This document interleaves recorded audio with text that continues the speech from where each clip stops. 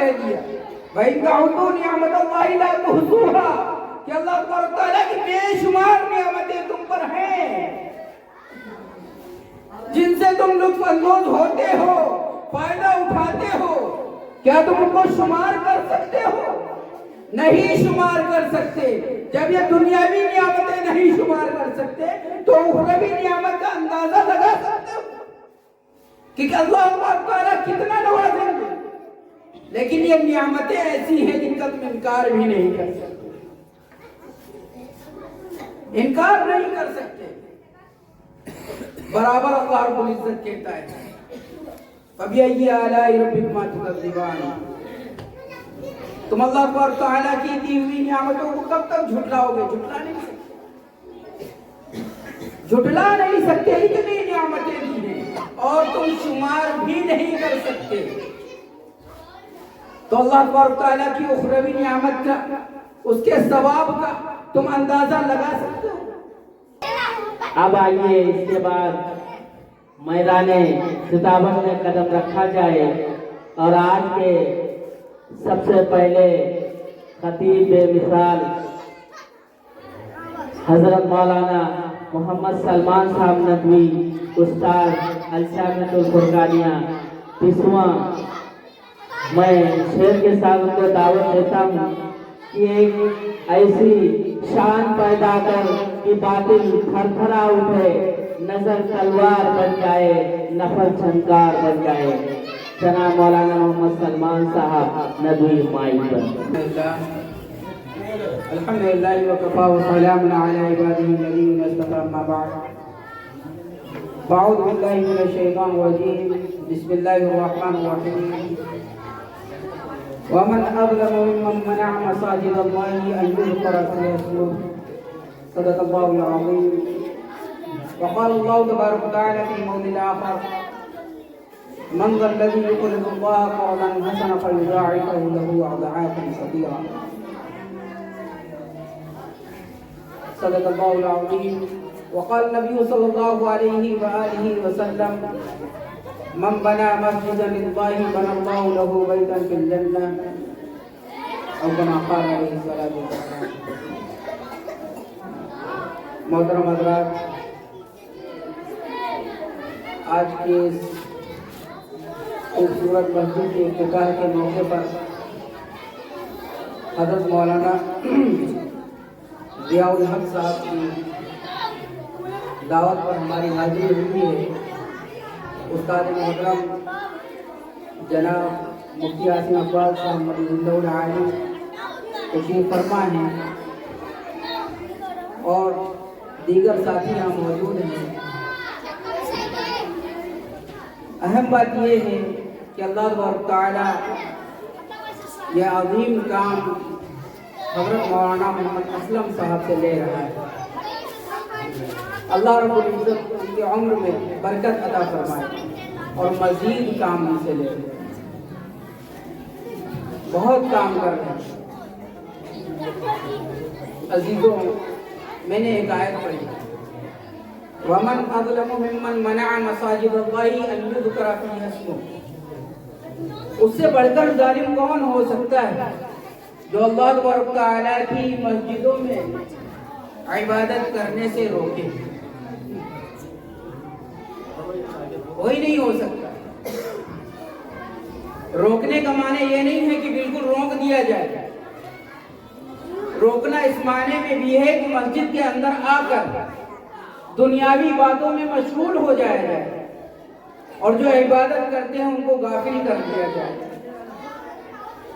دنیاوی باتیں کرنا مسجد کے اندر حرام ہے، وہ باتیں کرنا جو مسجد سے باہر وہ مسجد کے اندر ممنوع ہے، منع ہے، اور جو مسجد کے باہر منع ہے جو باتیں، وہ مسجد کے اندر باتیں کرنا حرام ہے، منع ہے۔ ایک مرتبہ ایک یہودی عالم نے حضور صلی اللہ علیہ وسلم سے پوچھا کہ بتلاؤ دنیا کے اندر سب سے اچھی جگہیں کون ہیں؟ حضور صلی اللہ علیہ وسلم خاموش ہو گئے اور وحی کا انتظار کرنے لگے کہ اللہ رب العزت جب وحی نازل کرے گا تب میں جواب دوں گا۔ اتنے میں حضرت جبرائیل علیہ السلام آتے ہیں. حضور صلی اللہ علیہ وسلم نے ان سے پوچھا.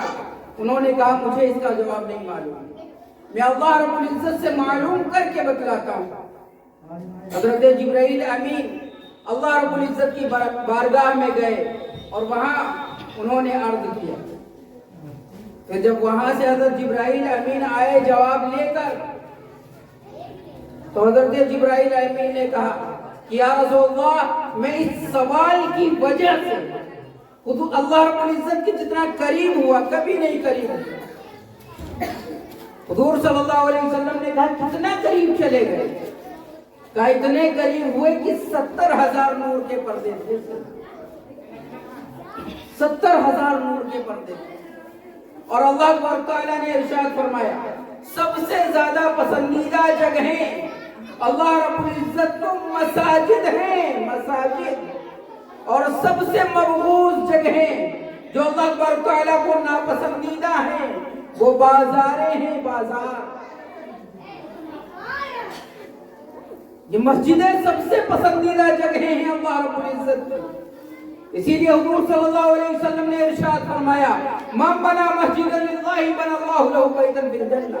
جو اللہ تبارک تعالیٰ کے لیے دنیا میں مسجد تعمیر کرتا ہے، اللہ رب العزت جنت میں اس کا ایک مکان تیار کر دیتا ہے. اور ایک روایت میں ہے مثلہ لگا ہوا ہے، اسی کی طرح تیار کر دیتے ہیں. جس طرح تم دنیا میں مسجد بناؤ گے، اللہ رب العزت آخرت میں مکان اسی طرح بناتا ہے. تو اللہ رب العزت کی دین کا کوئی اندازہ نہیں ہے. من یقرض اللہ قرضا حسنا فیضاعفہ لہ اضعافا کثیرا. کون ہے جو اللہ تبارک تعالیٰ کو قرض دے حسن، جس کو اللہ تبارک تعالیٰ دوگنا کر کے بلکہ بہت زیادہ کر کے واپس کر دے. اللہ رب العزت کہہ رہا ہے اللہ رب العزت بے نیاز ہے، غنی ہے، اس کو تمہارے مال و متاع کی ضرورت نہیں ہے. اس کا مطلب تو یہ ہے کہ اللہ تبارک تعالیٰ کے راستے میں کون خرچ کرتا ہے. تم اندازہ نہیں لگا سکتے کہ اللہ تبارک تعالیٰ کتنا نوازیں گے. فَيُضَاعِفَهُ لَهُ أَضْعَافًا كَثِيرًا. دے گا، بہت زیادہ دے گا. صحیح بتائیے، کیا آپ اللہ کے دین کا اندازہ لگا سکتے ہیں؟ جبکہ دنیاوی نعمتیں جو اللہ تبارک تعالیٰ نے دی ہیں ان کو گن سکتے ہیں؟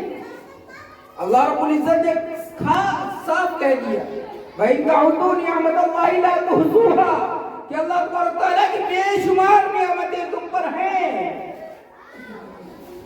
جن سے تم لطف اندوز ہوتے ہو، فائدہ اٹھاتے ہو. کیا تم ان کو شمار کر سکتے ہو؟ نہیں شمار کر سکتے.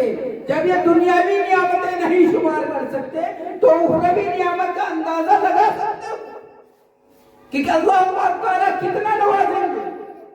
لیکن یہ نعمتیں ایسی ہیں جن کا تم انکار بھی نہیں کر سکتے، انکار نہیں کر سکتے. برابر اللہ رب العزت کہتا ہے فَبِأَيِّ آلَاءِ رَبِّكُمَا تُكَذِّبَانِ.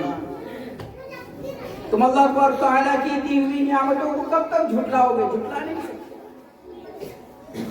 جھٹلا نہیں سکتے اتنی نعمتیں دی ہیں اور تم شمار بھی نہیں کر سکتے. تو اللہ تبارک تعالیٰ کی اخروی نعمت کا، اس کے ثواب کا تم اندازہ لگا سکتے ہو؟ نہیں لگا سکتے. اور یہ بات تو یقینی ہے کہ حضور صلی اللہ علیہ وسلم نے کہہ دیا ہے کہ تمہیں جنت میں ایک مکان ملے گا تو ملے گا. وَمَا يَنطِقُ عَنِ الْهَوَىٰ إِنْ هُوَ إِلَّا وَحْيٌ يُوحَىٰ. حضور صلی اللہ علیہ وسلم اپنی جانب سے کچھ نہیں بولتے، جو کچھ کہتے ہیں سب اللہ تبارک تعالیٰ کی طرف سے. تو حضور صلی اللہ علیہ وسلم نے کہہ دیا ہے کہ اگر تم مسجد بناؤ گے زمین پر تو تمہارا جنت میں مکان بنے گا، اور اگر جنت میں تمہارا مکان بن گیا ہے تو اب بتائیے کہ آپ مکان کے اندر داخل ہوں گے یا نہیں ہوں گے؟ دنیاوی مکان تمہارا ہوتا ہے، یہ دنیا کے مکانات जिन पर तुम्हारा नाम लिखा हो या ना लिखा हो। तुम अपने मकान के अंदर जाते हो, कोई रोकता है? कोई रोकने वाला नहीं, कोई हुकूमत पाबंदी नहीं लगाती, कोई दूसरा आदमी तुमको मना नहीं करता। तो अल्लाह तआला के रसूल सल्लल्लाहु अलैहि वसल्लम जब कह रहे हैं कि जन्नत में तुम्हारा एक महल होगा, अगर तुम अल्लाह का महल तामीर करोगे, और ये मस्जिदें सबसे पसंदीदा जगह हैं अल्लाह के नज़र, तो क्या तुमको जन्नत में जाने से कोई रोक सकेगा? तुम जन्नत में जाओगे, जब तुम्हारा घर जन्नत में है तो जन्नत में दाखिला भी मुमकिन है।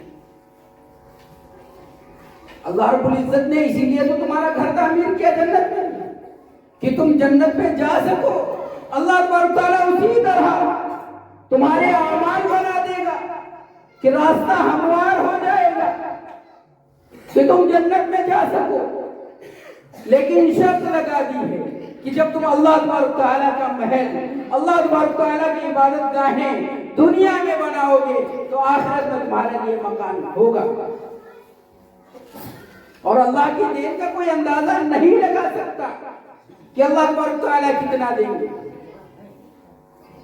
कोई शुमार नहीं। अजीजों, तो हक तो ये है मस्जिदों का कि हम मस्जिद में आए तो अल्लाह की इबादत करें, दुनियावी मसाजिद से बिल्कुल अलग हो जाए, यकसू होकर अल्लाह की इबादत करें। दुनिया में मस्जिद के अंदर दुनिया की बातें करना मना है। हजरत उमर रज़ियल्लाहु तआला अन्हु इस पर सजाए दिया करते थे। हजरत उमर रज़ियल्लाहु तआला अन्हु ने मस्जिद के बाहर एक चबूतरा बना दिया था कि अगर इबादत करना है तो मस्जिद के अंदर करो, अगर दुनियावी बातें करनी है तो मस्जिद से बाहर चबूतरे पर बैठकर बातें करो। जाए मस्जिद के बाहर चबूतरा है, उस पर बैठकर बातें करो। मस्जिद के अंदर सिर्फ अल्लाह की बातें होंगी, जिक्रुल्लाह होगा, अल्लाह की किताब की तिलावत होगी। अगर तुम्हें दुनियावी बातें मस्जिद के अंदर है तो मस्जिद के बाहर वाले तक चबूतरे पर बैठकर। तो ये वईदे हैं, ये ताकीद है कि हम मस्जिद के अंदर आए तो दुनियावी तमाम खुराफात से और तमाम मशागिल को बाहर रख कर आए और हम सिर्फ अल्लाह तआला की इबादत में लग जाए, ताकि हमारी दुनिया और आखिरत सुधर जाए, संवर जाए और हमें जन्नत में एक मकान मिल जाए, जन्नत का रास्ता हमारे लिए आसान हो जाए। अजीजों, तो हम सब करेंगे ना इंशाअल्लाह। मैं इसी पर अपनी बात खत्म करता हूँ।